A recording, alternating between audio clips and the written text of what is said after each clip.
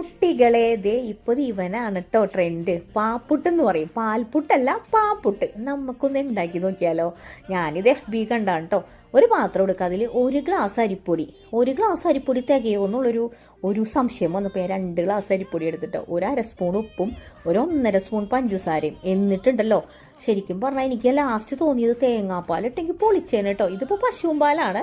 ഒരു 3 ഗ്ലാസോളം പാല് ഞാൻ ഒഴിച്ചിട്ടുണ്ട് ഇത് കുതിരാനായിട്ട്.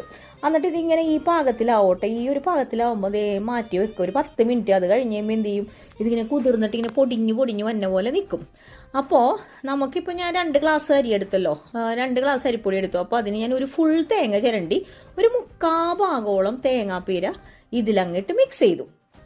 കുറച്ച് തേങ്ങാപ്പീര മാറ്റി വെച്ചിട്ടോ, അത് അവസാനം ആവശ്യമുള്ളതാണ് നമുക്ക് കേട്ടോ.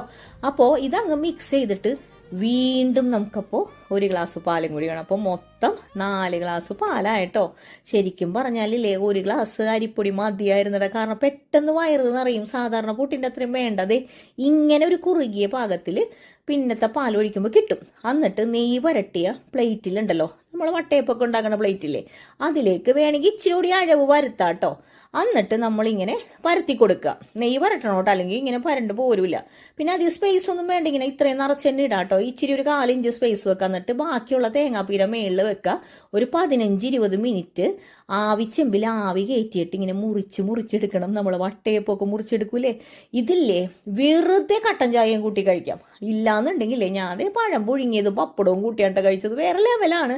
ശരിക്കും പറഞ്ഞാൽ ഈ 2 ഗ്ലാസ് അരിയുടെ ആവശ്യമില്ലായിരുന്നു. കാരണം ഒരു 2-3 പീസ് കഴിക്കുമ്പോൾ തന്നെ നമ്മൾ വയറ് നിറയും. എന്ത് കറിയുടെ ഒപ്പം പോവും. പെട്ടെന്ന് അങ്ങടെ ഉണ്ടാക്കി പിള്ളേർക്കും കെട്ടിയന്മാർക്കും അപ്പനും അമ്മക്കൊക്കെ കൊടുത്തോട്ടോ. വേറെ ലെവലാട്ടോ പാപ്പുട്ട്.